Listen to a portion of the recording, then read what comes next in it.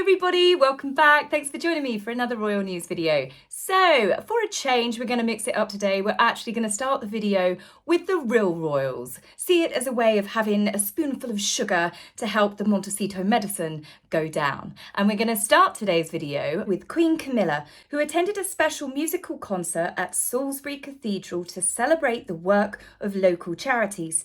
Various attendees were from Wiltshire Bobby Van Trust, Youth Action, Wiltshire Air Ambulance, as well as regimental charities of the Grenadier Guards and the Rifles. Due to the bad weather, the royal helicopter was out of action, but I don't think that the Queen actually minded. It's actually well known that Camilla is not a big fan of helicopters, so she took on I'd say, an arduous journey. It's 6 hours to get from Norfolk to Salisbury and back, but she arrived and she was glowing. She looked really, really lovely in a gorgeous cream outfit. It's obvious she must be concerned about her husband, but she even said that she had promised King Charles she would continue with all of her duties despite his illness. The event was planned before his diagnosis and she didn't want to let people down. Camilla thanked everyone and said that he was doing extremely well under the circumstances, and he's touched by all of the letters and messages that the public have been sending from everywhere. It cheers him up. So the king is definitely feeling the love from people all around the world. And do you know what? That artist is back. They've done another one. They really do get you in the old heart, don't they? Now, in my last video, I spoke about my annoyance of how the royal reporters do not seem to cover enough of the Duke and Duchess of Edinburgh, Sophie and Prince Edward, nor do they cover the Princess Royal. Now, funnily enough, Richard Palmer, he has actually done a tweet, nothing to do with me, and he's explained that they often do not get sent to cover a lot of the engagements that these royals do. And I think that the palace has got to change that. People are bored of Harry and Meghan's drama. They're not part of the royal family. They do not act on behalf of the crown. They do not serve any charities or organisations. They are purely about themselves. Whereas if they want the support to continue for the monarchy, show people more regularly the lovely things that the rest of them get up to. So luckily, despite the media not covering as much as I would like of the Duke and Duchess of Edinburgh, I have discovered a Twitter account, and her name is Mariana, and she is a super fan and she posts so much stuff. So here's her Twitter account if you'd like to give her a follow, those of you that have got a Twitter X account. Now, as for Sophie, or Super Sophie as she's often called, she spent the last 3 days in Maribel in France. She has been wrapped up incredibly warm in the cold weather, handing out medals to all of the teams and winners at the inter-service snow sports competition as part of her role as patron of UCAF, which is the UK Association of Armed Forces Winter Sports Association. There we go, that's quite a mouthful. Now, Sophie had been hitting the slopes herself as she is a keen skier, but this time she was also learning about the adaptive skiing with the help of the para snow sports team. It really is amazing, all of these clever pieces of equipment that are designed to make sure no matter what someone's disability is, no matter what the sport is, can take part in these sports. It's one of the reasons why I love the Warrior Games, Invictus Games, the Paralympics. It's truly amazing what people can achieve if given the opportunities and the tools. Now let's move along to Prince Edward, who also the lovely Mariana has been covering as well. And he has been taking style tips from his nephew, Prince William, and looked lovely in a velvet jacket as he attended the first day's gala in Camden, which is the annual fundraising event for the National Youth Theatre, of which he is patron of. The event turned quite glitzy. They had lots of performances from up-and-coming stars. Sophie Ellis-Bextor was headlining. She's making a huge comeback now, and various comedians. The Duke has long been a huge fan of performing arts since he was at a young age himself. He appeared on stage a few times as a hobby, and I am sure that he would have pursued it as a career if he had not been the youngest son born to the Queen and Prince Philip. Now, the visit to the gala was the first appearance of Prince Edward after a very brief break. The media tried to make something out of nothing, but he had recently done a 3-day tour to South Africa and spent his time visiting various biodiversity and environmental organisations that mark the long-term collaborations between the UK and South Africa. He spent his time learning about the rich plant diversity, medicinal plants, how they are conserved in nature.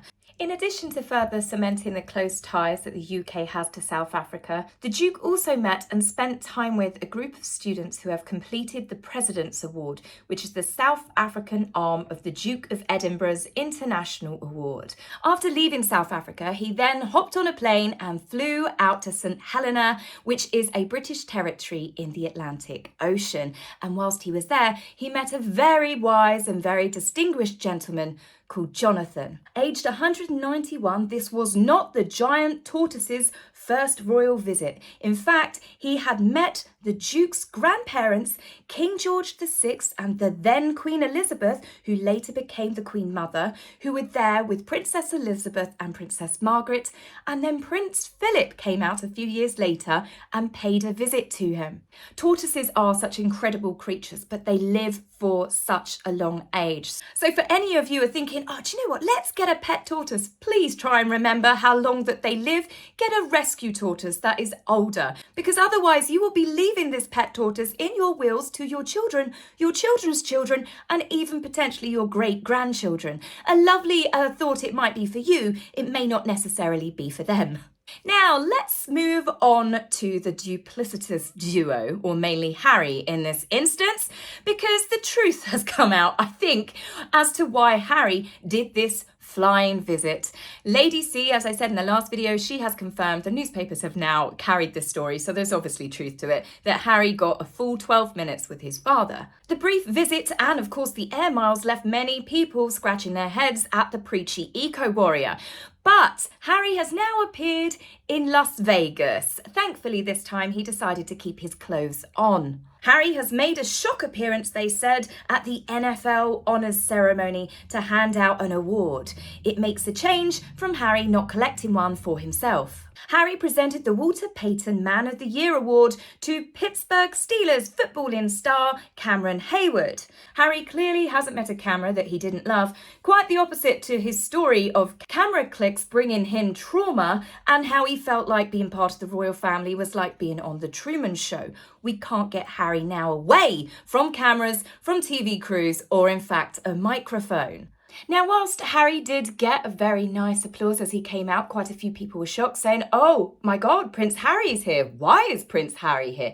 And indeed, people have asked, why was Prince Harry presenting Man of the Year at the big prestigious NFL awards? Well, that's because the Super Bowl is about to start. So Harry has bought himself an opportunity, or his talent agency has got him this gig because the Super Bowl is about to start this weekend and it's maximum coverage. Which I also find strange that Harry chose to use this opportunity to make jokes about how the NFL actually stole rugby from the UK. And he kind of ridiculed the game, as you can tell by some of the audience members. I don't think it was very well received.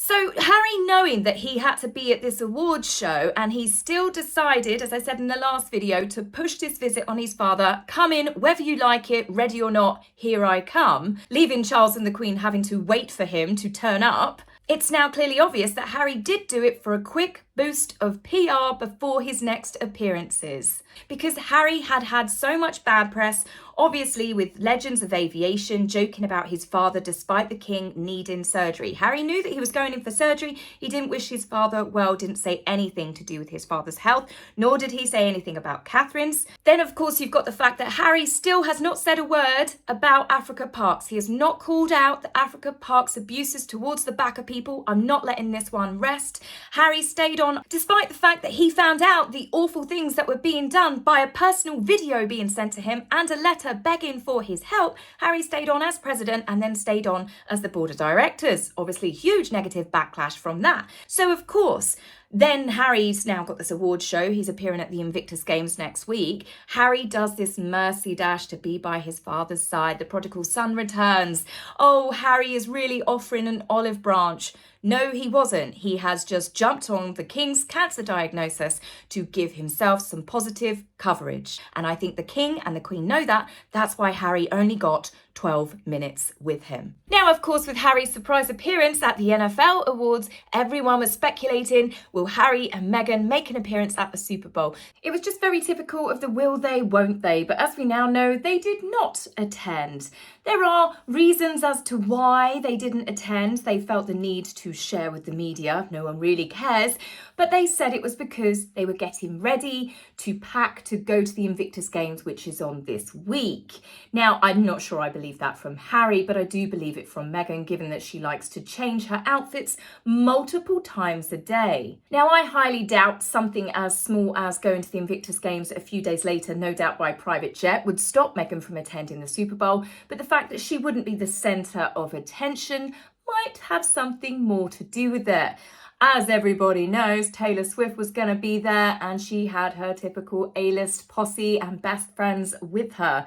Not only that, the Super Bowl does attract some seriously big names every single year, and there's no way that Meghan and Harry would be able to afford one of the boxes and be able to fill it with celebrities and mingle the same way that Taylor Swift would. And also, she's probably still licking some wounds after she was snubbed off the final edition of Edward Enninful's Vogue. 40 legendary cover models to grace the front pages of Vogue under the direction of Edward Enninful, who happens to be very good friends with Meghan's BFF Marcus Anderson. That's how I'm sure he probably got talked into doing it in the first place.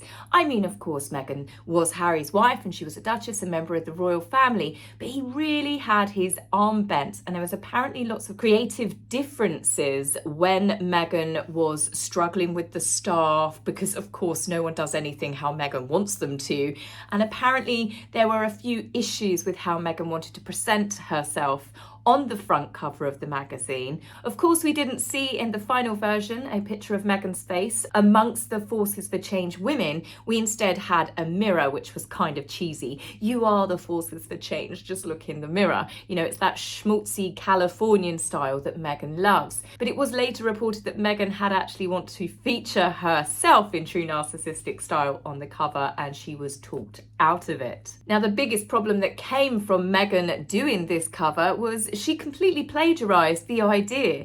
Meghan had worked alongside two Australian authors, a couple of years beforehand when she was Rachel Zane, and they had asked her to appear on the cover of their book. Look at the way the book is laid out, look at the format, look at how they've picked all of the women to go on there, look at the name of the book. Even the summary for the book was very, very similar. So of course this probably upset Vogue and Edward Enninful, who had trusted Meghan and not expected her to embarrass them by completely stealing someone else's idea for a cover. Now, the two ladies in Australia were quite gracious about it, but what could you really say or do at that point? The damage was done. So I can imagine it probably would have left a black mark under her name, especially once Anna Wintour caught hold of that storyline herself. It's long been said that Anna Wintour did not like the way that Meghan treated the Queen. She had a lot of respect for Her Majesty Queen Elizabeth. So this is why I don't think we're ever going to see Meghan at the Met Gala, because if Anna doesn't like you, then you are out. So I can't help but feel that that one must have stung, especially seeing Oprah on there, Serena Williams, her friend Jamila Jamil, and Meghan was excluded. But as I've said, a technicality is Meghan wasn't on the front cover, but I think that was more to do with she was talked out of being on the front cover. It's definitely not been the best start to the year for Meghan, because Meghan has had another kind of kick from her former family. No, not this family. No, not this family. No, another family that she said was the family she never had, and that is her Suits co-stars. Meghan obviously bragged when she was on the Variety Awards carpet, where she wasn't meant to be. I stayed for 7 seasons on Suits. It was a very successful show. Well, they clearly want nothing to do with Meghan now. After the Golden Globe snub, where she wasn't invited and Gina Torres handled it amazingly and was like, we just don't have her number, we don't. Well, it would seem they still have not tried any attempts to get her telephone number, because the Suits co-stars are appearing on a much coveted slot, the Super Bowl halftime adverts, and Meghan, again, was not involved. Adding further insult to injury with Meghan's only successful career moment, as she told the world on the Variety party carpet. I was on it for 7 seasons. Well, they clearly don't want her back even for the reboot. Sources close to the NBC rumoured reboot of Suits in LA have shut down the rumours that Meghan was going to be coming back and taking a starring role that was reportedly written for her. Well, a big problem being there is the role was for a 30-something-year-old and Meghan is closer to 50 than 30. Don't get me wrong, she can look beautiful, but she's not going to pull off a 30-year-old anymore. And secondly, the fact that NBC have clearly decided to shut this down before it gained any traction. It's like another burn. But Archwell has come out fighting and in a retaliation comment has said Meghan never had any intentions to ever work on the reboot. That sounded a little bit bitter, didn't it? But they did also say that Meghan had tried to be involved with the show. She had tried to wrangle Archwell Productions to be involved. That has apparently also been shut down. The thing is, when it comes to Archwell Productions, who would want to work with them? Because they can't keep their staff. They're toxic. Harry and Meghan have lost 17 members of staff, most of which now seem to be from Archwell after they left the royal family. So they can't blame it on the so-called smear campaign. Whether Harry and Meghan are losing staff because of cost-cutting exercises or whether it's just that they are terrible bosses, I'll let you make that assumption by yourself. But regardless, they are quitting left, right and centre. It's hardly surprising that NBC said, thanks, but no thanks. Harry and Meghan have been given so many opportunities and so much money by these huge companies over the last 4 years to create content, and they have managed to create nothing. Live to Lead was bought for them by Netflix off the Mandela Foundation. That was such a flop that even Jacinda Ardern, who was the New Zealand Prime Minister, distanced herself from it and made it known publicly that she was actually interviewed by the Mandela Foundation back in 2019 and she's never worked with Harry and Meghan.